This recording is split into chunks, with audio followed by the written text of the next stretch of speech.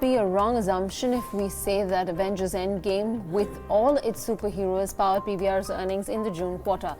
The average spend per head went up 17% as blockbuster drew more moviegoers in the last quarter. Quarter 2 has started off on a strong note with Kabir Singh, Super 30 and Lion King. So to give us a view on the quarter gone by and the outlook for the year ahead, joining us right now on the phone line is the CFO of PVR, Mr. Nitin Sood. Mr. Sood, thanks very much for taking out the time. Let's talk about how quarter 1 is shaped up and the outlook stepping into quarter 2. Avengers Endgame was obviously the big factor that drove growth for you in quarter 1. Quarter 2 has started off on a good note. Line it up for us. Yeah, so I think we've had a decent first quarter this year, given the fact that we had two big sporting events, the IPL and the Cricket World Cup, which is once in a 4-year phenomena. Our revenues were up 27% in spite of that, though there was a marginal drop in same-store footfalls.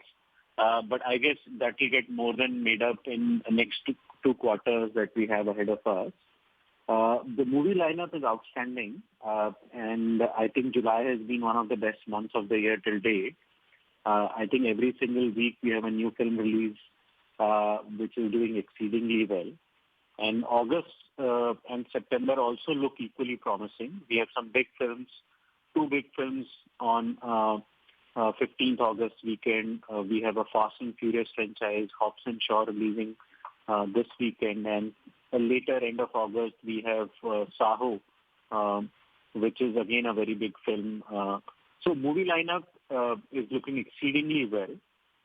Our sense is I think Q2 and Q3 this year should look better than what we saw last year on back of strong movie content. And we are seeing a strong admissions outlook at cinemas. Okay. So let's break this down into,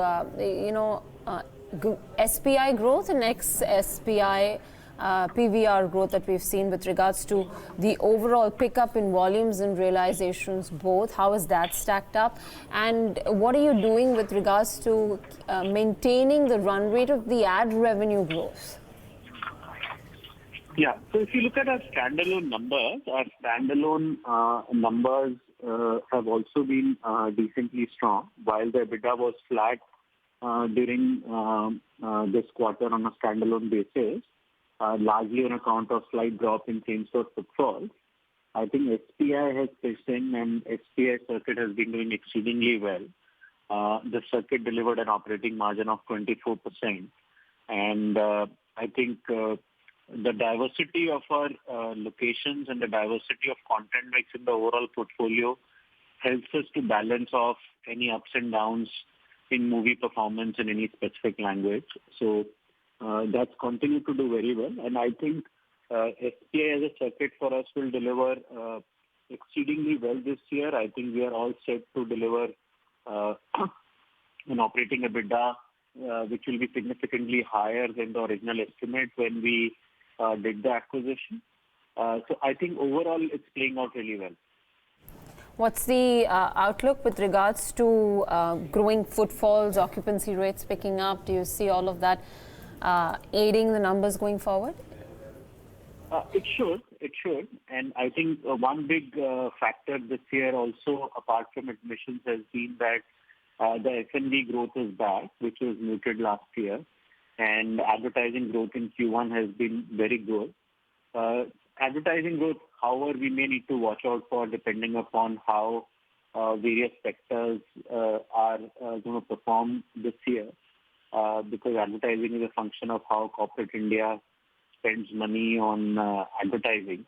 So there may be a bit of concerns on that area specifically depending upon how the various key sectors like FMCG, telecom, mobile handsets, etc. evolve. But I think both in admissions and F&B, we have a very strong growth outlook.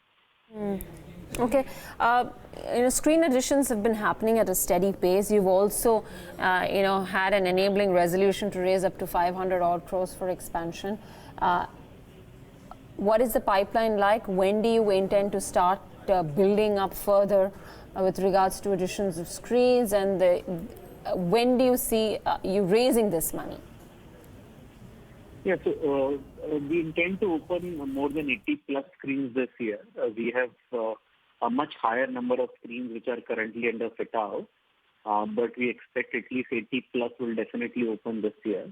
In the first 4 months of this year, we've already opened 36 of those 80 screens, so almost 50% of what we had set out already done in the first 4 months of the year. I think the enabling resolution is in place. Ideally, because we intend to raise some bit of equity during the course of the year to further kind of make our balance sheet and capital structure more flexible. The business is well funded currently out of our internal accruals, and but we also don't want to kind of combine aggressive growth with the aggressive capital structure. So it's a enabling resolution currently in play. We don't have a specific timing which we've decided for this fundraise. So because we are not in a tearing hurry for this thing. So depending upon how the markets are, we will decide the timing of this fundraise. Okay. Let's talk about overseas expansion plans. What is on the cards for that? So I think we are focused on the Indian market and adjoining probably countries that may be very, very strategic to us. So we have no plans to expand outside of India, except for the fact that we are looking at Sri Lanka as a market where we are opening the largest multiplex project in Colombo, a 9-screen multiplex with Shangri-La Group, which is expected to open end of September as things stand today. But beyond that, I think we are only focused on India right now. No plans for overseas expansion. Okay. And just one last question on the specifics. If you could probably guide us to whether or not you could meet your numbers with regards to overall ticket sales. I think you clocked in about 6% on a standalone basis. The F&B revenues have grown year on year at 9%, as well as ad revenue growth of about 15%. Do these numbers tally up for the rest of the year as well? I think they should. In fact, some quarters may end up being better than this. Because as I said, Q1 was marginally impacted on account of the Cricket World Cup and the IPL. But our sense is Q2 and Q3, based on the content pipeline, is looking very strong and should be better quarters this year. All right, Nitin, we'll leave it at that. Thank you so very much for joining us this morning. That's the management at PVR talking about the quarter gone by and obviously the outlook going into the upcoming quarters as well. Content pipeline still looking strong for them. Well, the market's still looking strong today as well. So it's a respite of sorts from the last few days. We are up about 0.5% apiece for each of the three key indices, and that is a healthy sign. Let's see if this lasts. Specific stocks will be discussed on the FNO show. I'm sure it's a wrap on this leg of Indian Open from Devina and me and the team that put this show together. Thanks so much for watching.